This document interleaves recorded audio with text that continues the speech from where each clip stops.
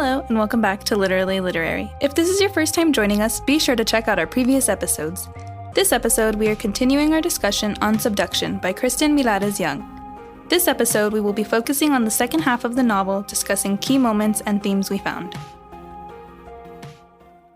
Thanks, Vanessa. Hello, everyone. It's a balmy, almost midsummer day here in the border. Hope y'all are doing well. And, this is going to be our last summer episode. So just, sit back, relax, pick up the book if you have it. And, we have a lot to talk about the second half. But I'll let my two co-hosts answer the question of how they're doing since we hadn't seen each other in a while. But yeah, how are you guys doing? Yeah, I'm doing good. Excellent. Yeah. As you mentioned, it's summer and it is very hot. So just trying to, when it's hot, you got to stay cool. I'm just keeping it cool. Mm-hmm. Keeping it cosmic too. That's true. Always. Well, like they say, it's a dry heat, as if that's big comfort. But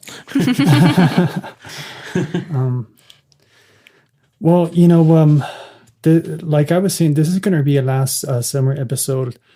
But we're excited to come back in the fall with a whole new lineup and one or two books that we have planned, but we'll see about having them in the fall. And a lot to talk about, in the second half of this, of Kristen's novel. And we have an announcement to make about what our next episode will be, that we'll talk about at the end. What can it be? I think you guys will know, but can gather. We left off talking about the Claudia's own personal struggles and reckoning with what she had, now being in the jackpot, right? Like being involved with Peter and still having to fulfill her professional duties. Right. I believe when we left off, they reconvene at Maggie's house, and I don't know if we had gotten there, but Maggie starts telling more stories, and more so of Kwati and the trickster, right? And they talk more of the whale and thunderbird stories, and I believe I mentioned it because I'm trying to go back to the previous episode mentally, and I don't know if it was brought up in the episode itself, but I thought it was kind of funny how in Peter's mind he felt Maggie was using the story to kind of lecture him or scold him a little bit. Like he felt like she was doing it on purpose. Like she knew like about their interaction. And so it was an interesting look into Peter's psyche a little there. And of course that chapter ends talking about the silence. I don't know if we were able to actually mention it or leave off on that part on 134, where they just sat together looking at each other, not looking at each other. A strange crackling filled the silence, full of the pivot and pool of collided particles. I love that description there. And something that we have brought up in past episodes is just the silence, the things that we don't say, and I think that's something that's going to be prevalent as we continue this discussion of the book. Yeah, and we talked about the social interactions as well, right? I think you had a really good passage last time, Vanessa, about that.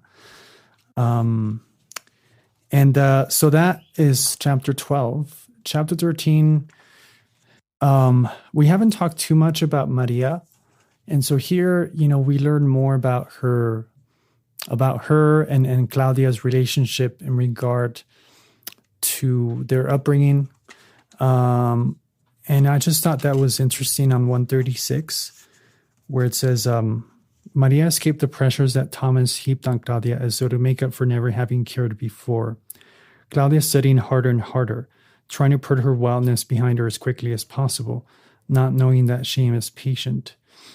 Her sister arrived years later to attend art school. Claudia loved Maria, a complex, self-hating love, but love.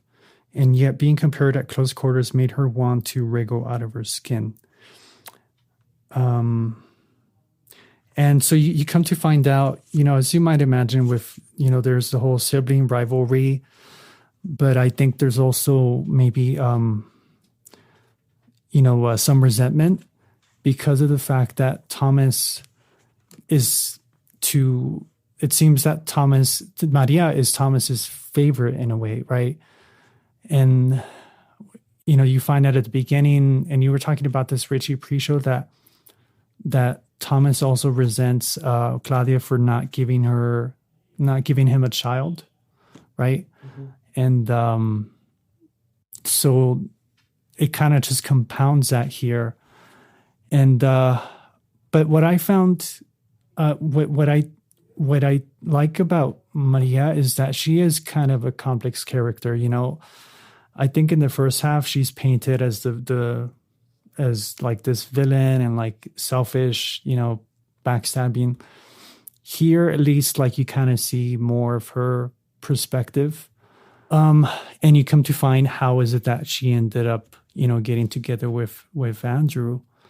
So yeah, I just wanted to start our discussion with that. I don't know if you guys felt the same way about Maria, or if you felt that she was like, if you did see her as complex, or like if you did sympathize for her or sympathize more for Claudia, maybe. In this part, I just thought it was interesting how right before that passage that you read, it tells us that they had different fathers. So Maria's father goes north for work, and Claudia's goes south to play, it says. And I think that's interesting because their personalities are the opposite of their fathers. So Claudia is very dedicated to her work, and Maria decides to go to art school, which most people would think isn't really a direction you would take for like a serious career in a sense. Shots fired. No, obviously not. I'm joking. But I like the way there was air quotes there, but you can't see me. I did That's it with why we need to make this a video podcast in the future to catch all those air quotes. Yes. No, that's a great point, Vanessa. I like that. You learn more too. Again, we've always talked about Claudia's insistence on work and this idea of separating herself emotionally. And so we have this on the next page, this memory of just kind of, the very descriptive way of preparing lobsters by like breaking them and cracking them. And, the way it's described here towards the bottom of the page, severing her regret, Claudia regarded the interaction at a distance, like a disembodied soul or the anthropologist she would become. She observed herself twisting off 5 more heads, learning to spot weakness, to find the fissures that widened with pressure. It would come in handy later in the field. It's kind of like there's a coldness to it, right? Mm-hmm. And the fact that I think she relates that with her work could be a little scary, a little telling. There's a couple instances as well where the reason why I brought up that passage because on the next page we have her discussion on what she thinks power is and what power means, and I think you had that passage, right, Vanessa? Like around that. Yeah. Well, that paragraph towards the middle or the bottom of 138. So it's a conversation between Maria and Claudia. It says, "You're like a guy," Maria said once. Claudia took it as a compliment. Men did what they wanted. That's power, she thought. But it was not true. Power was a symphony of personal bloodlettings. She understood that now. True power was getting what you wanted in the end. It didn't matter what people thought until it did. So it's just interesting the way that she sees the men in her life acting, and she says that that's the way you have power. And now she's starting to see there's other things that account and add to being able to have power. Yeah. Didn't matter what anyone thought until it did. Very interesting line. Yeah, that passage kind of stuck with me a little bit relating to a passage in the end regarding Claudia and a decision she makes, but we'll get to there. Okay. Yeah. And the peripheral of this passage also goes a little bit into what Andrew saw in Maria. Basically, he saw in Maria what Claudia wasn't. And so it's a case of where, wanting Claudia to be something that Maria was. And I think that's what, according to the narrator, attracted Andrew to him. And it's kind of interesting. We don't really get too much of his point of view, if at all, that I recall, right? And so it would have been interesting to kind of see his point of view, but also how Maria kind of had, it's implied here by the narrator that she felt abandoned, and that was another reason maybe that she gravitated toward Andrew. Yeah, it's definitely a complex relationship that they have, to say the least. What else did y'all have next? I don't have any until 154, chapter 15. Mine isn't until 146. Okay, you're up then, Richie, because mine is on 158. Wait, 146? That's before. He said, Vanessa. Anyway, Richie, go ahead. Oh, I thought you said 160. Or go ahead. Okay, so on 146, this is in Peter's perspective, and he's having a panic attack. And I thought it was really interesting the way that it's written. So it says, the more he inhaled, the more air he wanted, his chest heaving, lungs singed by his struggle to give himself what he needed. He could not get enough, could not fill himself up, but he kept trying. And then later it says, calm down, he commanded, calm down. And then it says, oh my gosh. After he'd thrown enough punches to heat his cold sweat, running in place, feet thrumming like the wings of a hummingbird.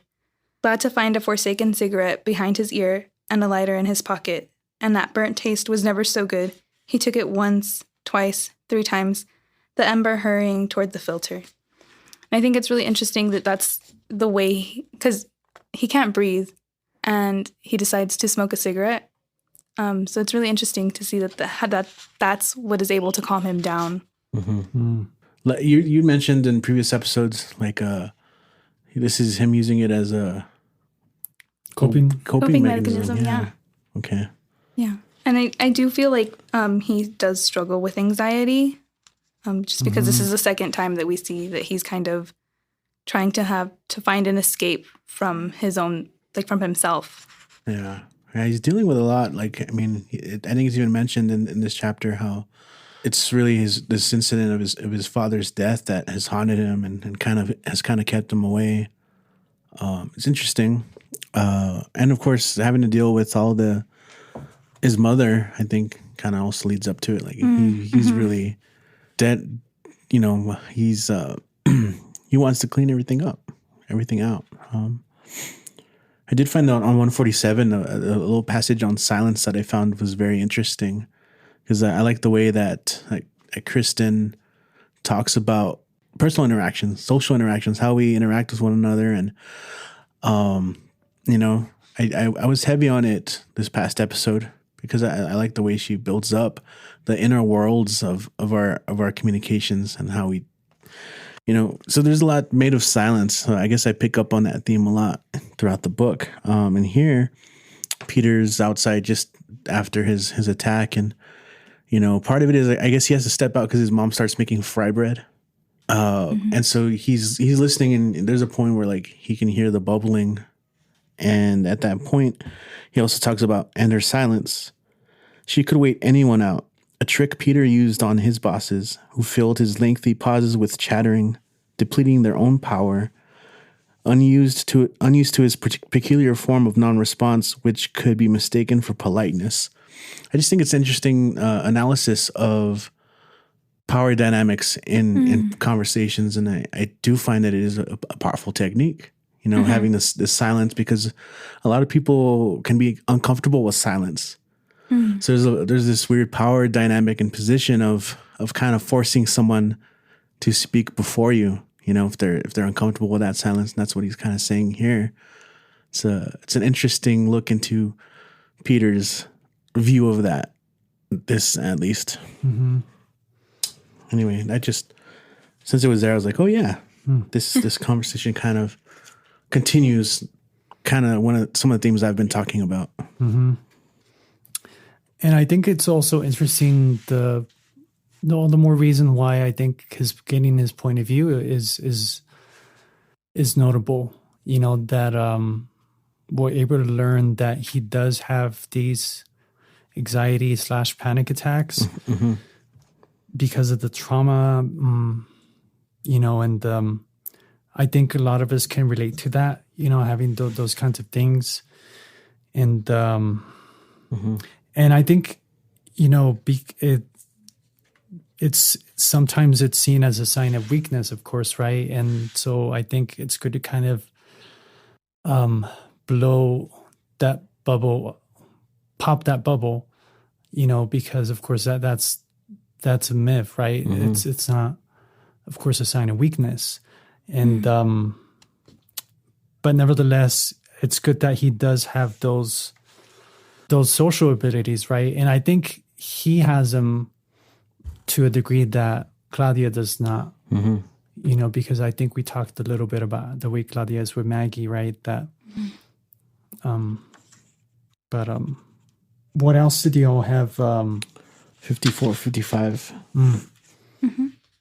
Okay, now you can go. Richard. You had that too, right? I had one, just a little bit on 155. Was it their name?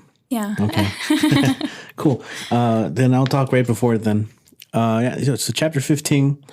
I think we start to get a sense. Oh, also, at the beginning of the chapter, Claudia keeps mentioning this, right? But she would first paragraph, right? She would never hold her own baby. The realization sounded a strange keening through her bones. She would not get another chance at that life. So I'm okay, yeah. She brought it up a couple times.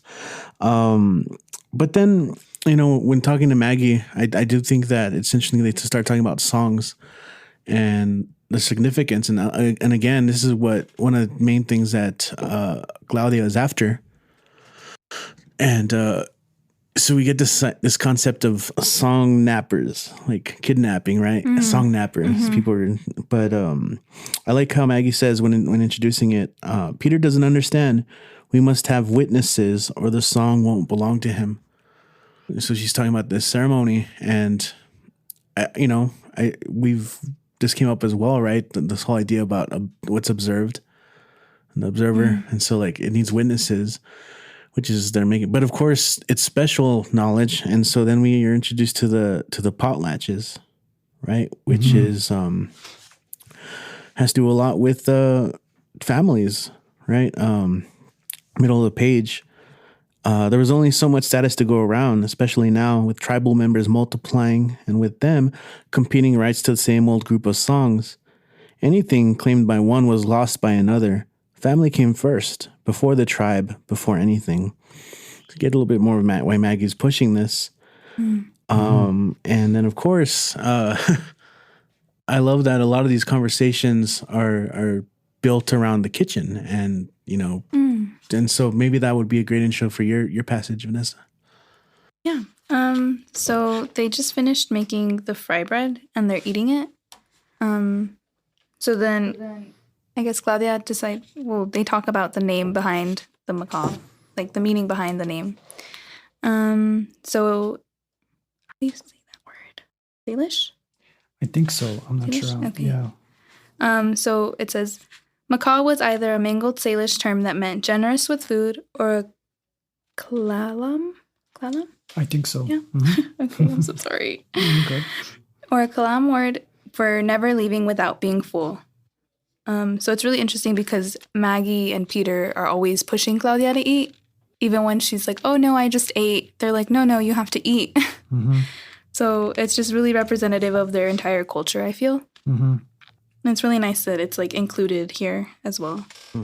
And as it says right there, right after you kind of finish, by eating Maggie's food while hearing her story, Claudia vowed fidelity to her version of events.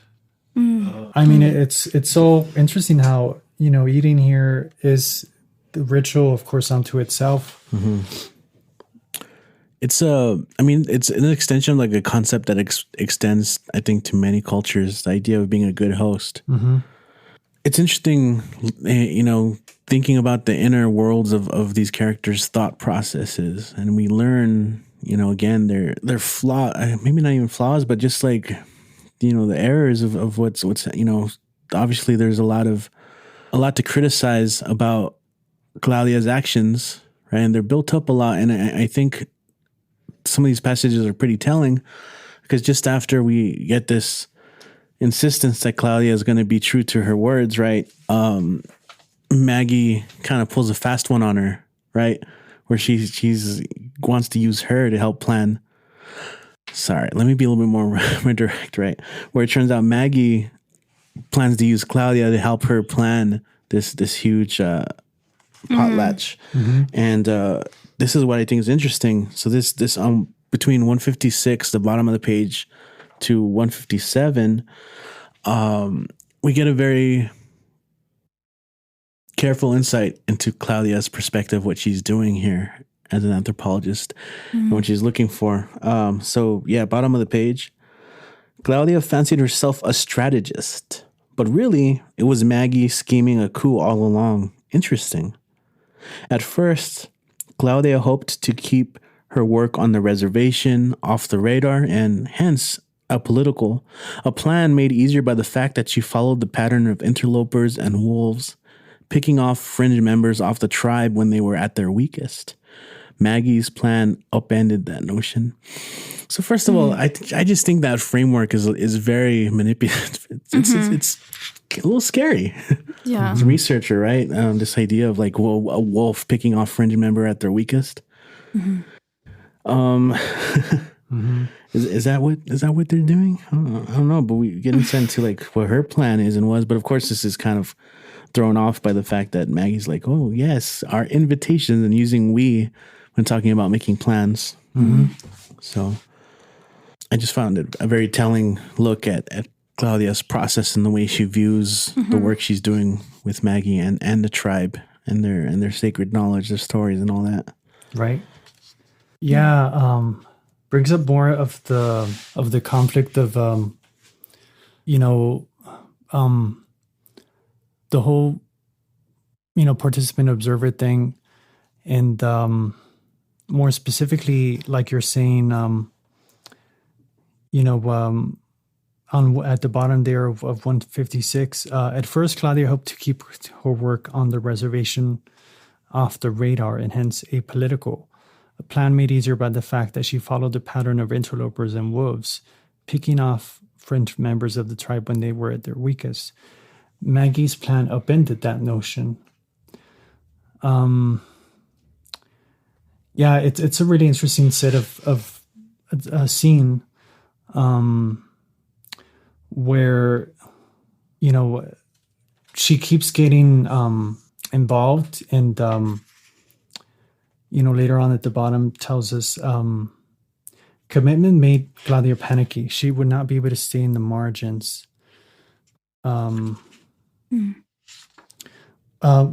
Vanessa, did you have thoughts on this one? Towards the middle of 157, she's reminded of something that Andrew would tell her, and it says, whenever she tired of the grind of academia, which was often, Andrew offered the same counsel. If you can't get out of it, get into it. And I think that's why she also dives into her work a lot. Here she's finding that she can't really escape because now Maggie's like, well, you're in this with me. And then that passage that you just read now, she's saying you can always leave, like right now, get up and go. Like she's having, I guess, like a little bit of anxiety of how her plan isn't working the way she wanted it to.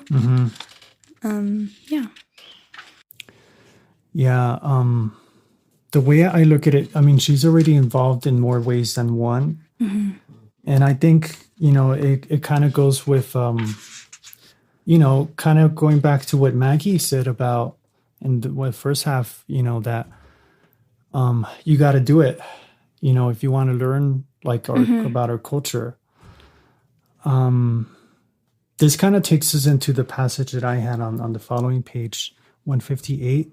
And then I think you had the one after that, right, Vanessa? The 160 or something? 159. Oh, okay.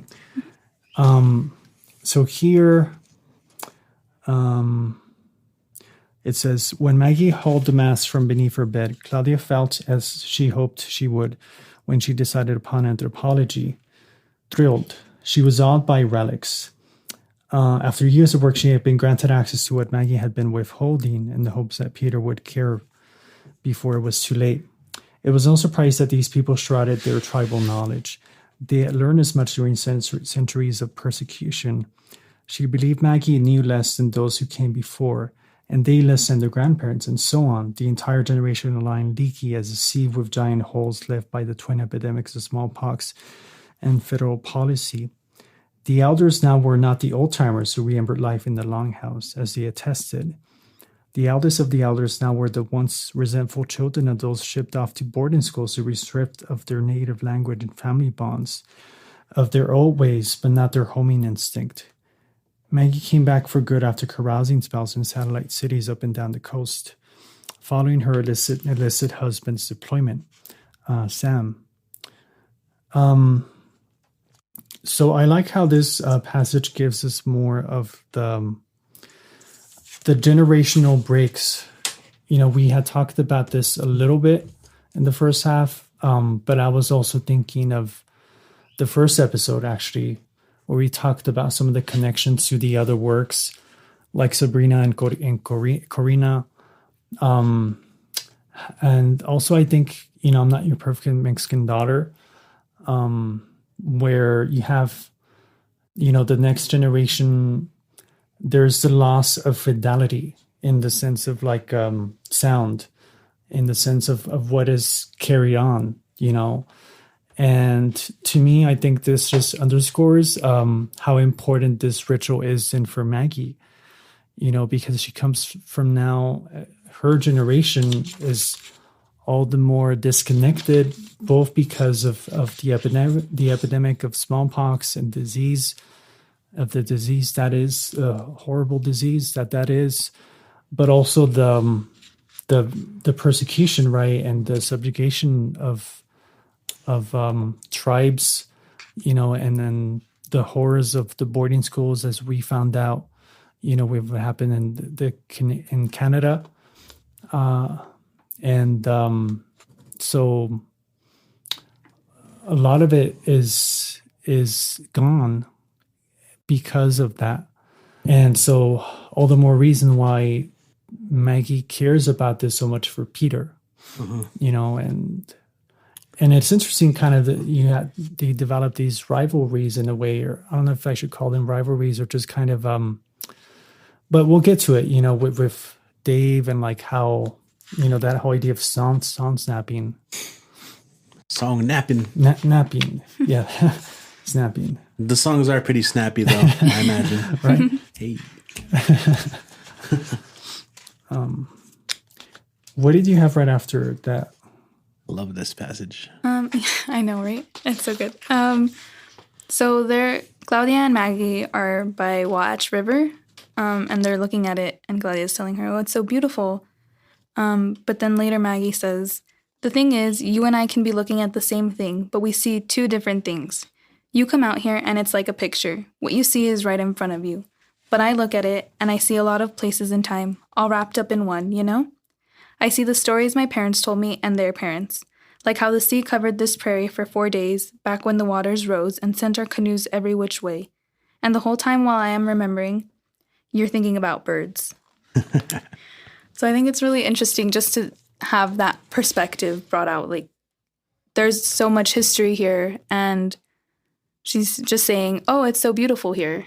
And there's like a lot more here to the culture, to the history of the land, and just of her family. Mm-hmm. I think it's such a well-written passage that one, I really connected. I put a star next to it, one of those famous passages. But yeah, because, we've talked a lot about reality and perception as well, and the way we can look at the same thing and have a different experience. And I like how Meg uses this also to kind of also talk about Dave, which, is kind of his part of the mystery in the book of like, she says, like Dave, Maggie snorted, you look at Dave and you see an old man, dirty maybe, but safe. But I seen what he used to be. I know what he used to be, and he knows it too.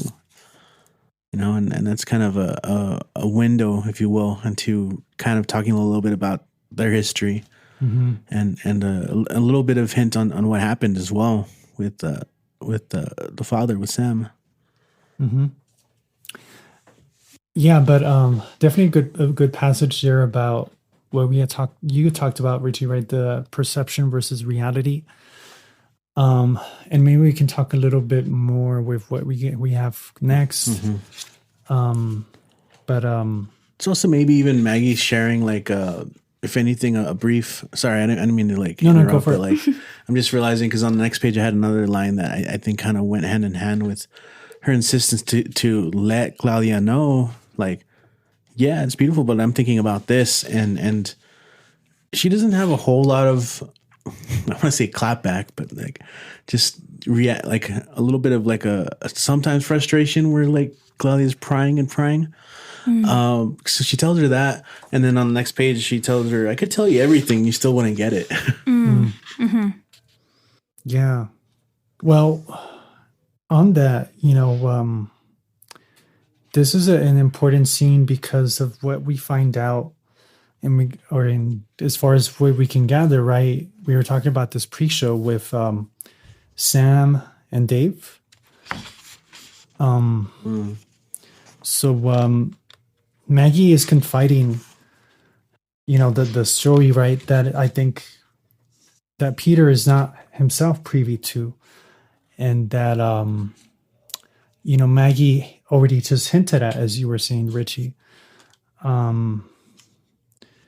So the way, and feel free to kind of jump in here, but just kind of give people the précis of this incident, set of incidents maybe.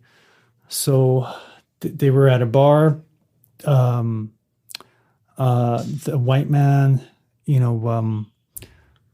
starts following Maggie, and this is when they were young and younger, and basically the man ends up raping Maggie, assaulting her. Ironically, but perhaps not surprisingly, when you think about this kind of masculinity, toxic masculinity, Sam ends up blaming Maggie instead of blaming the rapist. And so he, being also a drinker, he assaults Maggie, or at least, hits her. This is where it's implied, and as we were talking about before the show, that Dave interfered. And so reading between the lines, that basically Dave ended up having to kill Sam to protect Maggie. Well, there's an altercation, there's a lot of emphasis on the fact that the people that they become after drinking. And again, like you said, reading between the lines, these are things, there's nothing really explicitly said. We only kind of just based on clues of what Maggie's sharing through the story. One of which is, of course, the fact that she's never told Peter about this because he thinks so highly of his father, especially growing up. And, again, we do get Peter's chapters, and, he kind of brings up a lot of fond memories, a lot of his dad's jokes about things and lessons. And so in this instance, Maggie never really shares that aspect of what happens.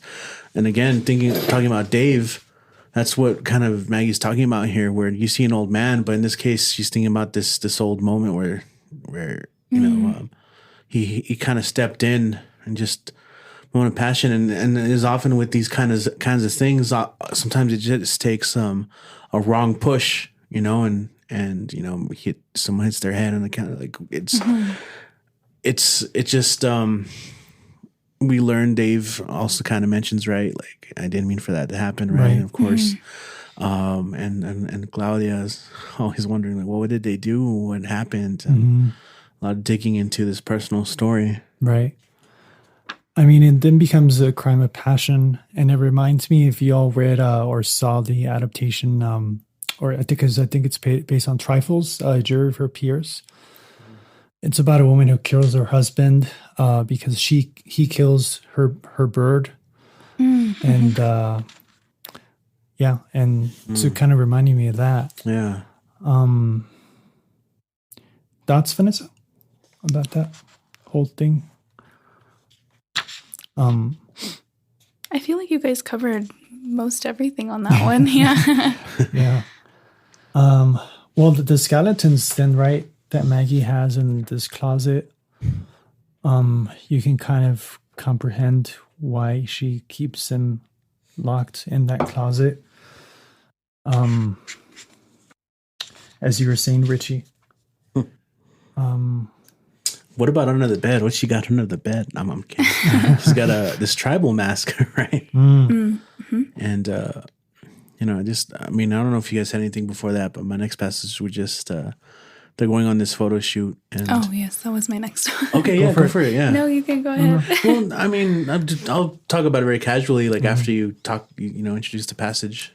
Okay. What page? 166. Okay. So earlier we talked about how Maggie brings out this mask. And here they're doing a photo shoot to make the invitations for Peter's potlatch. Yes, sorry. And Claudia asks Maggie to put it on. And then Maggie says, "It doesn't belong to me." Maggie frowned. "I just take care of it." And Claudia says, "For the picture." And she responds by saying, "Only Peter can wear it when we do the giveaway." And Claudia kind of still pushes her and asks her to hold it up close to her face. And I just felt like, I don't know, she doesn't seem to respect the culture very much when she's asking her to do that. Yeah. For the picture. Yeah. Yeah. And I think it's representative of how she's approaching her whole, I guess, research on the tribe. Yeah. Yeah, I highlighted the passage for the same reason, and I also like how Maggie says this because it's not mine. I'm just holding on to it. And just of course, the larger thing being like holding on to the tradition, and that's such an important thing for Maggie, right? And it reminds me of the epigraph too. The whole "put on the mask" with Wilson Duff. Chapter 16 and 17. Did you all have something here in these two? I have a bookmark here, but I'm trying to figure out what passage it was. Maybe it's starting with maybe the macaw way of speaking. Oh, okay, yeah. Right? And then it talks about the language. Yeah, I think, you know what? I think it was more the boarding schools. I think Richie would like the whole thing about so here Richie's saying about Claudia restrained herself from trampling on the ends of their sentences, holding her silence with her tongue pressed against her upper teeth, just like when she was young. Maybe in the macaw way of speaking related to their original tongue, a lower Wakashan dialect for the words that went on like rivers. Despite the schooling and certification of new language teachers. And I also wanted to mention the passage at the bottom of that where it says, when macaw kids returned from the boarding schools they had been forced to attend, their mouths were so bitter with soap their teachers used on students caught speaking anything other than English. That generation was gone now, not up in trees, but buried in the ground. It's another very powerful passage. There's a lot of violence in this work that we still see to this day perpetrated by the state and corporations, like Chevron, etc. And here, there's the whole erasure of the culture as well, right? The epistemic violence, because of the fact that they're in boarding schools, right? And I think some people might have the idea, because of the lack of education on the topic, I certainly wasn't taught this in school, that boarding schools are like this kind of formal, fancy, Hogwarts style thing, right? But in reality, it seems quite traumatizing, of course. And, so that was part of the reason why I highlighted this passage, and was wondering what you guys thought about that, or about, what I was reading earlier, where Maggie is talking about, the dialects and, what she thinks about the tongue, the Maka words. Well, I didn't think of it so much in terms of the Maka. I think of it more because I certainly had teachers in elementary school. I had a lot of Spanish-speaking peers in my classes, and they would speak to each other in Spanish, obviously. And I had a lot of teachers that would tell them to speak in English as well. So I think that's interesting to see how it's still something that, I'm not sure if it's still something I'm sure it is, but the way that teachers don't allow their students to speak in their native language, which they're clearly more comfortable in, just because they're not familiar with the language, rather than trying to learn it as well. Right. Yeah, and again, it goes to show how our education system can be, and perhaps is, right, colonialist in many ways. So that was just a little passage about that. That I didn't want to gloss over, but there are many like that, just so you all know. And then I just had one after on the 190s about Noche Buena and the Posadas. I don't know if you all had that one too. So here, going back to Claudia. So Claudia is detached from her Catholicism, from her family. And here, there's a tradition of Las Posadas, and I think we actually might have had an episode where maybe it was like Mexican Daughter, where it talked about that. But here, what it says at the bottom of 185, or so Claudia had been told but about the birth of Jesus, but she had stopped believing so long ago, it was hard to remember what faith felt like. A forfeiture that led her farther and farther afield, seeking authenticity in the rituals of others. Maybe it didn't matter if Peter believed in the song or what the potlatch represented.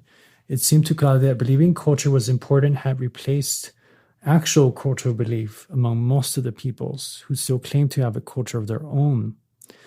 Among the Maka tribe, there were great reasons for that, persecution and genocide, but the only way she could understand it was through the lens of her own lost Catholicism. The wafer never became flesh in her mouth. But she missed the tamales, the pozole, the buñuelos, the whole charade of Las Posadas. And, a little later on, the whole line of, maybe Claudia could just stay. She sell everything and call it good.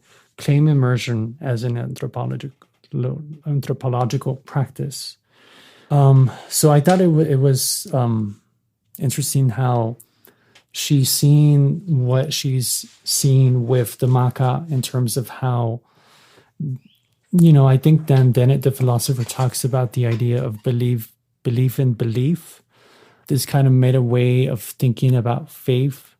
And here it's a faith in their culture and not so much in the beliefs necessarily, or at least that's what Claudia interprets it as much as it is about, these rituals, the potlatch, the songs matter in and of themselves. And how she ties it in with her own lapsed Catholicism, that I think is also representative of, I see that also clearly as like, that's her assimilation as well, right? She misses like the tamales and all that. And it's because of not only the fact that like, Seattle, right? She's far away from her family in Mexico, but that she feels, she lost that, right? And so it's hard to kind of bring that from the ground up without having a family of her own. And of course, not of course, but in 197, that same page, she has that thought about, well, I'll get immersed, right? And so I'll become part of the family. But then she has second thoughts when she says, who was she kidding? There was no future for her here. No job she could do without remorse. Not only had she bedded a community member, but she was now accessory to an old murder. Her only defense would be to deny everything, which wouldn't have been hard. Maggie had dementia, except for Peter, who could ruin her. It would come out. So she has that, realization. And of course, that chapter ends with the mirror again. The whole Wilson Duff quote. Mm-hmm. Yeah. Yeah. She didn't, refuse to recognize herself there. So she's like touching it. Her reflection. Yeah. So I guess maybe it's an instance where she's right. Words of dedication to change, right? How did she get here to this point?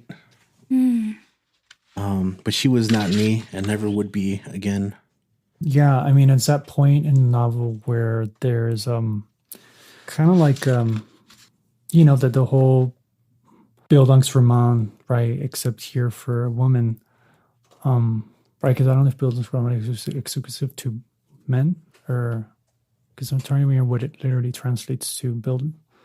It's just the coming of German, age. Right? Coming of age. Story of right. Then you have the Künstlerroman. I know you mentioned that one. I'm trying to remember what it was. I think that's specific to like the creation of an artist, the beginning story, the genesis of an artist. Yeah. So after that, what else did y'all have with the potlatch, or as we round out this novel? I had 216. Yeah. So this is after Claudia has written a little bit. I guess it's like a transcript. But it's more of like her own personal narrative of her own experiences. I forgot the word she uses. She calls them field notes. Her field notes. But she excludes, obviously, her encounters with Peter. Well, the specific encounter with Peter. And she tells herself that it's okay. And then it says, besides, she told herself, everyone edits their own narratives. It didn't matter. That was a lie. The stories we tell each other matter, but the stories we tell ourselves about ourselves matter the most. We lie so we don't have to change. And I just really felt like that was a really strong line, or little passage, just because she's kind of changing her own narrative for herself as well, because when she looks back at it, that's how she'll, for the most part, remember her experiences here. Yeah. Right. It's weird, it's that kind of thing that's like usually like the uplifting thing in a work, right? The musical, all right, I'm changing my narrative. Hell yeah. Like, yeah. But she's talking about this like right after, acknowledging that she left out the affair when leaving, when writing her field notes. Right. She even has a memory of her, when I think she's in school, right? And she mentions one of her instructors, John Whiting, right?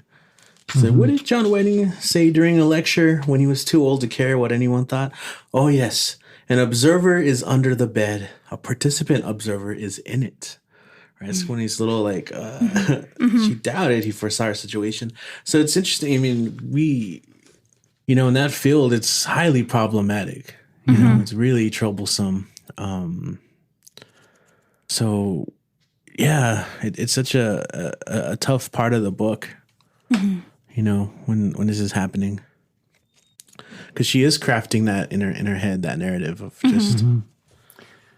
And if I may couple that, because I had a passage a little later that kind of goes into the actual how she actually has now an advantage because of the fact that, she's got tenure, she's got, an academic voice, right? And not only the fact that she has this agency that she's taking from them, although it is mentioned that, Maggie kind of sees that also as beneficial because he can use her in turn to bring Peter back, right, through the potlatch. But on 243, at the bottom of that, it says, Claudia, she could put their whole lives in her book. And it wasn't the facts he minded so much, but her power, how she could place his family on a grid and insert the pin. People would believe her words because they were printed, or worse, gone viral, preserved online in perpetuity. She held her story in safekeeping that felt more like custody. And I think seeing Claudia as a custodian is where it does bring in the more, problematic and what's the word? Colonialist issues, or the idea of ownership, right? That she can, because of the fact that, again, it's not only going to be in a book, but it's going to be online. And as it mentions there, because of online culture, right, things can go viral, and that she has control of that narrative, right? So she can include those facts or distort them. So it's going to be to the benefit of her, right? Not so much her practice, because again, it's tainted, because of course, and we talked about this, maybe we'll talk about this at the end, but, yes, I mean, you expect edits, you expect framing, right? But there's a thin line between framing and manipulation. And I think she crossed it, right? Obviously. And so, yeah, I just wanted to couple those passages. What's left out? I mean, it's a great look at a way we look at history, and things to consider when we do study it and remember it through other people's accounts. Right. So there was that, and later on, I think, beyond the specific potlatch and like involvement with Maggie, on 255, Claudia has more inner thoughts about what her future is going to be like. We didn't mention this, but so she turns out that she's pregnant with Peter's baby or fetus, right? So on 255, and I think, much before this, right, she decided she was going to keep the baby or keep the fetus. And, she says here, Claudia would write a new ending, one in which her career was not involved by scandal. She would model forgiveness of Andrew and Maria as a kind of cathartic transcendence. She would let Peter into their child's life. She would bring the baby to Maggie between academic quarters. She would somehow convince Thomas to accept his grandchild. She would tell the department share the truth and rely on his kindness. So she's already, thinking about how is she going to fix all this, right? And that's a lot, right, that she has to deal with.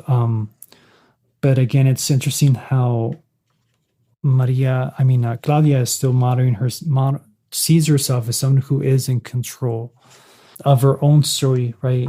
Not just of the story of the macaw and Maggie here and Peter. And this is where, later on Peter finds out, that she didn't know about Maria, right? But he finds out about this after, and he's a wonder, well, why didn't you tell me, right? So it's interesting how she does decide that she's going to keep their baby, but not be involved with Peter, right? That she's just going to kind of let him visit, etc., right? Yeah. I think a little later, Vanessa, you had was it 263? Or someone? Oh, yes. Yeah. Well, 262 going into 263. This is just, again, like representative of the culture and how they keep it within the tribe itself rather than, I guess, spreading it. So this last chapter takes place during Peter's potlatch. And Dave is there and he's reminding people, and it says, not to take pictures or recordings of the dancers. And remember, don't post anything online. Once those pictures leave the village, they could end up on a postcard or sold as art or whatever. So that's why we're particular. Thanks for being respectful of the families. Yeah, and I just think it's important that we talk about that just because it's how they keep their culture preserved and not, I guess, appropriated. Yeah. And especially with online culture, right? Yeah. How, these days, like, you're out in the street, right? Someone obviously like takes a picture and you won't know that you're in it. So, we talked about this a little bit with running, right? When you had the paparazzi going after that main character, the protagonist. Yeah, I mean, so Dave is, has the good mindset, right, of how important that is. And I think in a more broader sense, so outside of Maka and culture and American Indian culture in general, just, how not everything has to be recorded or not everything has to be captured in a photograph, right? That some things you can just kind of experience and let the experience speak for itself. But I think, with us millennials and Gen Z, right? I mean, the internet kind of calls to us to share these moments with other people, right? And to become our own content creators, right? Yeah. Something I always liked to tell my students is like we consume so much culture, let's also produce it. Yeah, my last passage was not even just I like the way it ends, with Peter doing this not for him but for other people, but he does have this moment of just recognition of 264, right? But now his feet moved with his heart, and his heart beat with the drums, and he felt his spirit rise. Knowing Makaz had danced this way since men dressed in bearskins and stood barefoot on the beach, brandishing a harpoon because they had earned the right. They conquered fear. So would he, moving in concert with the whole line of men who kept going when it seemed impossible. I really liked that passage, and as much as he's kind of pushed it, he's kind of let go and accepted here. And at this point, it is while he's wearing the mask that we see through his eyes, wearing the mask, right? Looking at all the tribe there, the elders, the children, the kids clapping along, and his mom crying, and then just true to his character, it's almost kind of going back to that. And it was done. and hence the book is done, right? What did you guys make of that just to kind of end this, that it ends with his story and not Claudia's? I think that was a great choice just because it's supposed to be telling of the macaw culture. Yeah, I felt like it, with a lot of the theme of like the culture and everything, it would have maybe been hard leaving with an outsider's perspective again with Claudia. When it said here, we're ending with the ceremony. Right. Yeah. I agree, and also because it's a cathartic moment, it reminds the fact that it's like, music involved, right? It reminds me of The End of Sunny's Blues, which I always like to talk about with my students. It ends in a similar way, right? Because it brings about the bonding of family and blood, just like it does with Peter, right? And Maggie, and the rest of like you mentioned, the rest of the macaque community. Yeah. I also think of the Poet X, how that one ended, where they have the celebration after the poetry slam, and she invites everyone, and there's the food, and she dances with her father. Similar, kind of. Yeah. Wow. Yeah. So it's a way to go all the way back and Back to the bring beginning. it all to a whole. Yeah. Well, the book is done. The book talk is not. What? Oh, go on. I like how you make those faces, but like the Vader shirt that you're wearing has the same exact face. Again, this is why we need to be a visual podcast in the future, so listeners know what you're talking about. So we're excited. We have an interview with Kristen that we're going to release. We actually already interviewed her.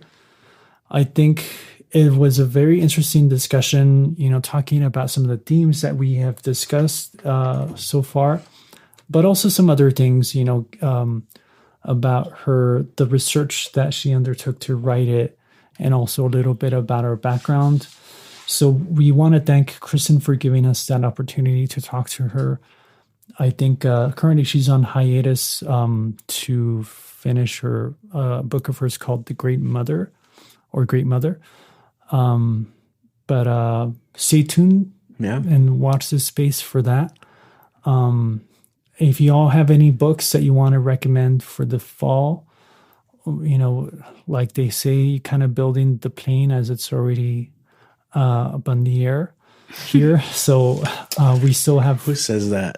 I don't know. They do. They do. That's a great, pretty appropriate. Yeah, they said that about the pandemic when we had to go virtual and a moment's notice on the spot. Yeah, no resources, but recommendations always great. Especially if you have books that are coming out this fall, this winter. We'd love to have you on, or at least cover your book and talk about it. But yeah, any closing thoughts for season 3? Look forward to more season in the future. finale. Like you said, stick around for the interview. It's God, she I mean, and you like you said, you get a little hint of what she's working on in the future, and it sounds like great work as always. So yeah, tune in for that. Absolutely. Thanks for joining us on this episode of Literally Literary, brought to you by Border Senses and Power at the Pass. This episode, we continued our discussion on Subduction by Kristen Millares Young. Stay tuned for our next episode featuring an interview with Kristen herself. If you haven't read it, we hope we inspire you to pick up a copy. Follow us on Instagram at literallyliterary.ep and on Twitter at literallylitep.